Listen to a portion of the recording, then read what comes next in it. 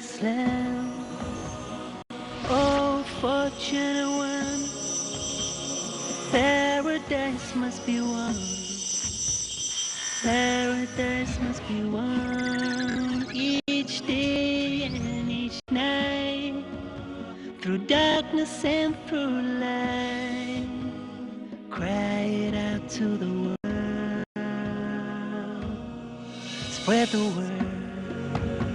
Spread the word of Islam. Bismillah ar-Rahman ar-Rahim. Alhamdulillah wa salatu wa salamu ala Rasulillah. In the name of Allah, the compassionate, the most merciful, all praise is due to Allah. And may His peace and blessings be upon our beloved Prophet Muhammad sallallahu alayhi wa sallam. Brothers and sisters, assalamu alaikum wa rahmatullahi wa barakatuhu. May the peace, the blessings and the mercy of Allah be upon all of you.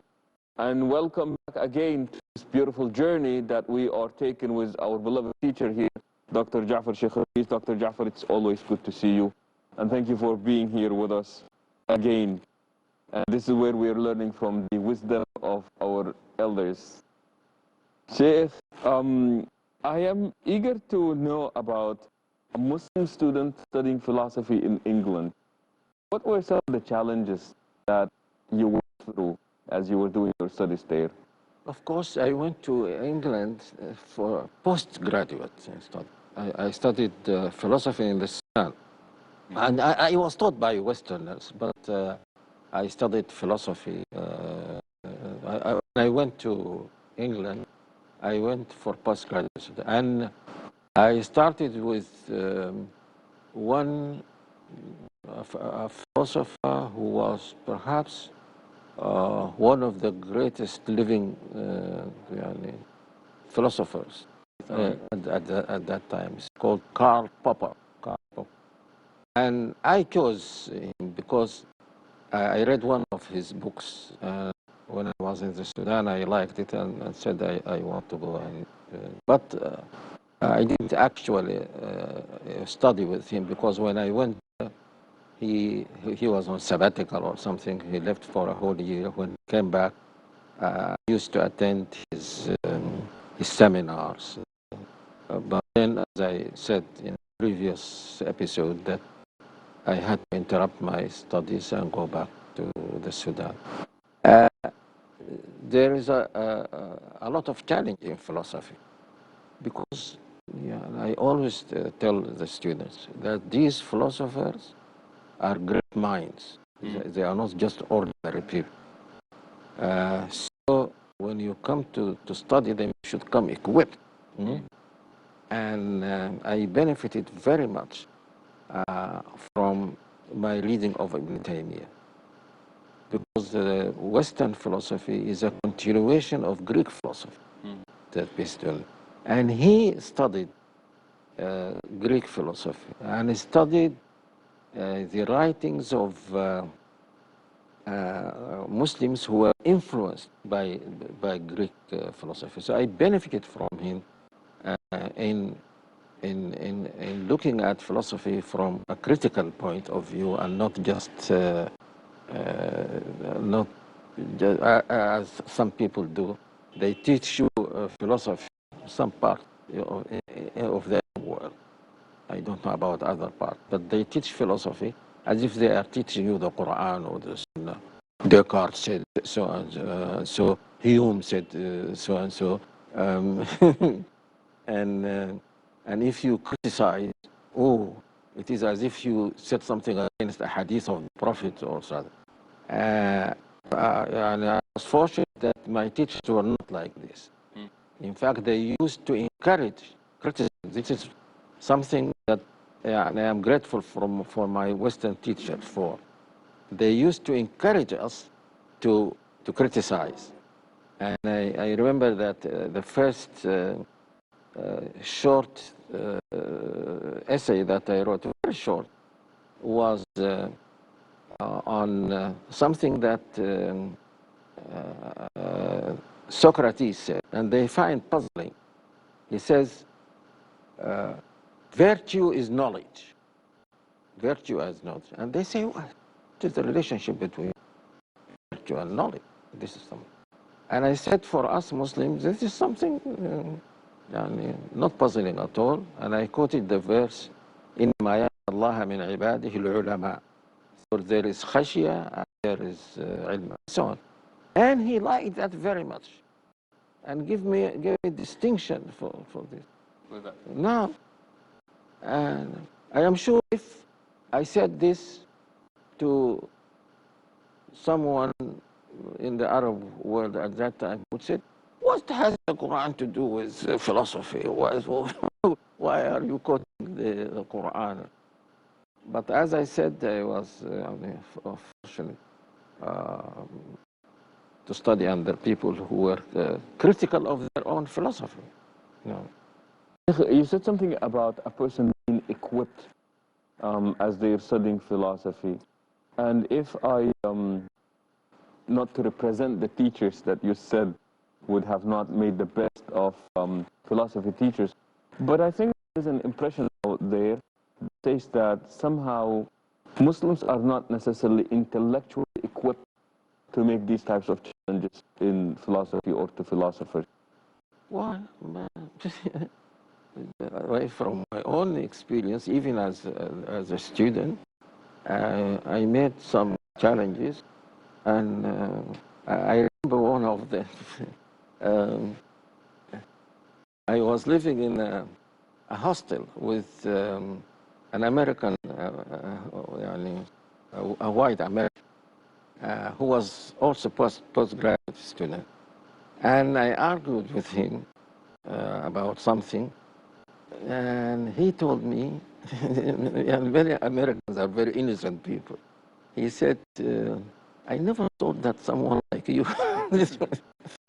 would be able to say something like this. Because many these Americans, they think that a black person cannot be intellectual,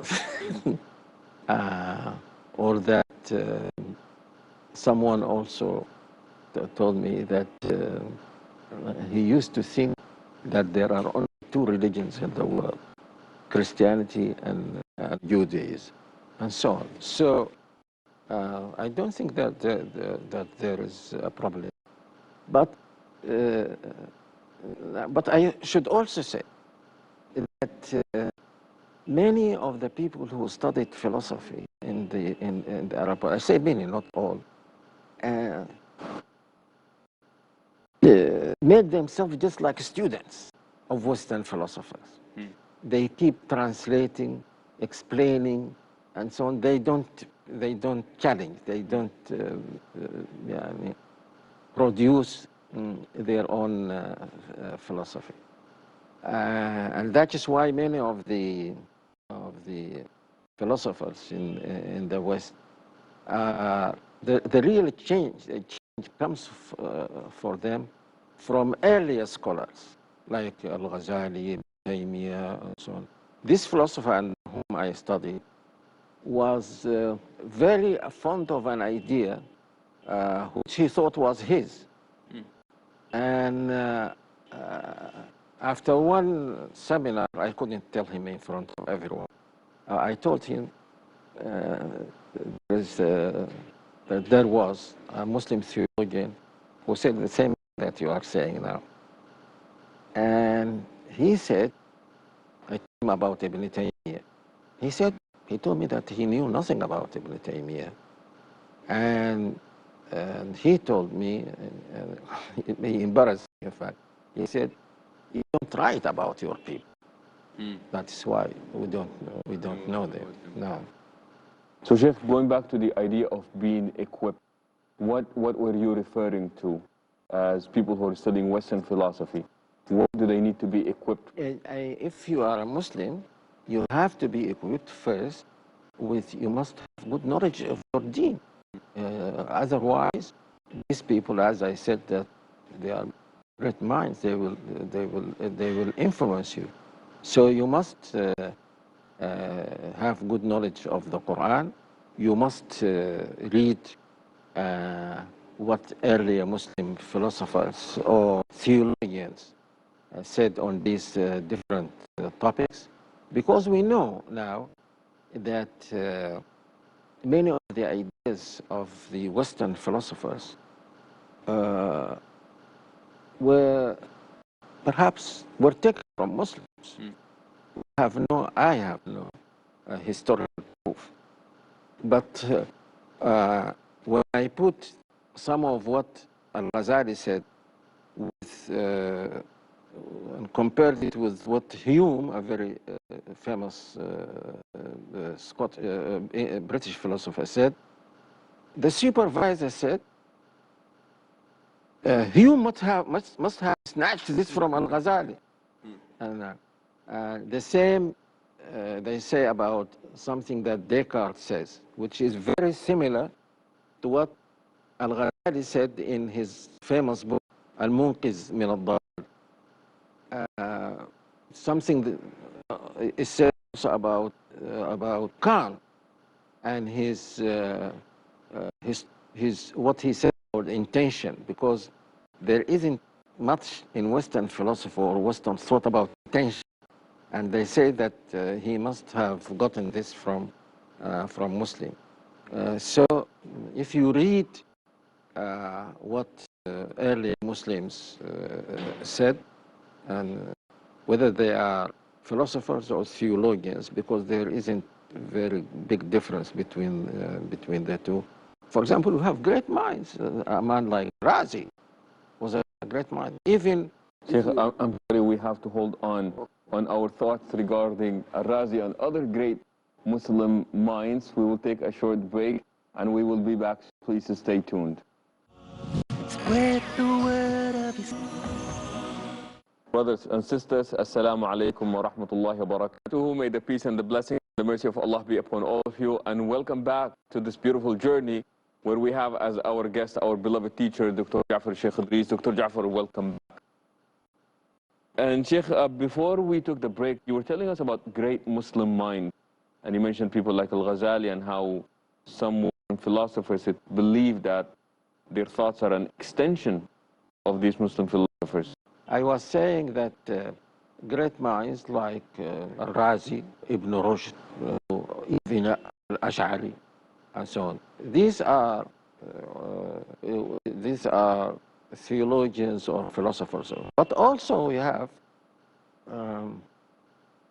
people who were the real leaders of thought in the Muslim world. Imam Malik, Abu Hanifa, Shafi'i, Ahmad ibn Hanbal. They were great intellectuals. Many people think that they used to learn the Quran by heart or the Hadith. No, they were not. They were real intellectuals, but in their own fields. You can say the field of law, the field of morality and ethics, and so on. And now we can benefit from all these intellectuals, because now there is no real sharp distinction between philosophy and other discipline on its own in the Islamic studies. During the month of Ramadan, I met a pastor they came to our masjid, and he was telling us that they have a program nowadays in introducing Christian theology to their congregation, and they brought a famous PhD holder in Christian theology to come and teach Christian congregants about Christian theology. But the book that he was using was the writings of Imam Ghazali. Subhanallah. No. Why? Inside the church felt that the man was an intellectual wealth, and they felt that the best representation of theology was the writings of Imam al-Ghazali. And this is what they were teaching. I think these are fair people. So now, Al-Ghazali, of course, his famous book is philosophy is Tahafut al-Falasif. I don't know how that was translated. I don't remember now what it was. Something like the fairy or the philosophers or so. And they said that philosophy, and the main philosophy that he criticized was Greek philosophy. and especially in the form in which it was taught by Ibn Sina. So it was just like, but he said something that everyone benefited from.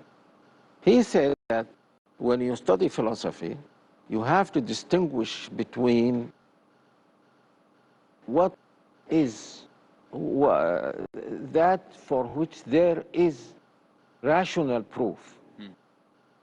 Because at that time, philosophy included almost every topic, like astronomy, mathematics, and so on. And he said that those who reject philosophy, a wholesale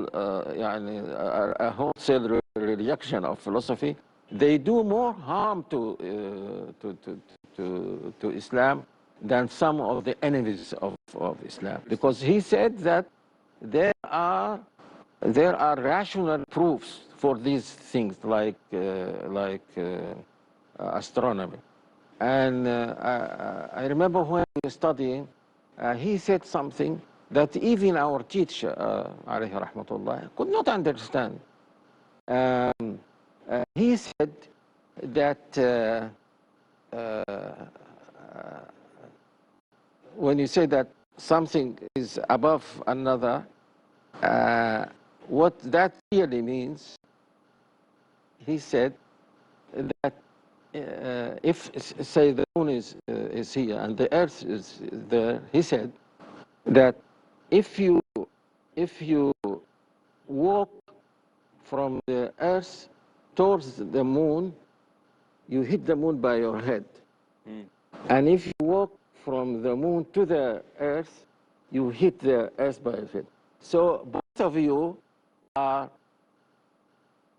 up, but one of you compared to the other is called down, one is called up. So they knew much they knew much about the discipline of astronomy, in fact, in particular, because it is related to things like eclipse of the moon, eclipse of the sun. So they studied this. And many people wrongly think that Muslims did not know that the earth was spherical. They knew this, and in fact, even the Greeks knew this. So Ibn Taymiyyah quotes, I think Ibn Hazm, who lived, when did he live? Ibn Hazm said that earlier Muslims, even of the third Hijrah century, knew about the fact that the earth was globe. Is there any hope that such kind of science will be revived in the Muslim Ummah nowadays? Well, I said in one of the episodes that now I think it is the duty of Muslim scientists not only to excel in the specializations, but to take part in spreading this common knowledge of science. I think that this is something that is very important. I tell some people, some of our sheikhs and so on, that some of this knowledge is important for you, even for your aqidah. You have to know where is the moon, not to be confused about, now we know where is the moon, what is the distance between the earth and the moon, and so on. And this is something that is very important for a person to know now. So yes, I really, and when we came to India last time, the thing that I liked in some of the Indian papers is we came here when there was this tsunami, or that was before. And I read some articles, very simple English, explaining this scientifically. And I wish that we had the same in the Arab world. And Sheikh, philosophy as a discipline, do you see this coming back again in Muslim intellectuals? making a revive of philosophy in particular as a discipline to be studied at this point? It is already studied in many parts of the Muslim world. But what I like to see is some people, Muslim intellectuals, who are well versed in the Quran and the Sunnah, writing on these issues. Not because I don't, as I said earlier, I don't want Muslims to be just students of the West, or yes, whether it is Greek philosophy or modern philosophy. I don't want them just to be students. And I was glad to hear someone say yesterday, I just saw Al Jazeera just by chance, and I found someone saying something like this, that he is writing, that he came back to his deen and is studying the Quran and the Sunnah and writing philosophy on these bases. Sheikh, I know that we mentioned Ibn Taymiyyah quite a bit, and I know that you are a great fan of Ibn Taymiyyah, and I believe that you have a book about Ibn Taymiyyah as well. What is it that distinguishes Ibn Taymiyyah, in your opinion? I cannot say definitely that something distinguishes him from other fuqaha and so on, except the fact that he said something in which they believe, but he advocated this, and he wrote about it very clearly and replied to people. And that is the relation between reason and revelation. One of the recent things that I read about him is something you might find amazing. He said that you can reach the truth of Islam in two ways. Either by sama', I mean reading the Quran and the Sunnah and so on, or by reason. He said that if you give reason its due, it will lead you to the fact that the Quran is from Allah subhanahu wa ta'ala. If you give the Quran and the Sunnah their due, they will lead you to the fact that reason is to be relied on and accepted. How beautiful, Sheikh. I believe on this note will be such a good place to come to the end of this part of our episode, unfortunately, as much as we would want to continue on this thought. But thank you for joining us on this journey, and until we meet next time, we say so long and assalamu alaikum wa rahmatullahi wa barakatuh. Spread the word, oh man. Spread the word of Islam. Oh, fortunate one. Paradise must be won. Paradise must be won. Each day and each night. Through darkness and through light. Cry it out to the world. Spread the word.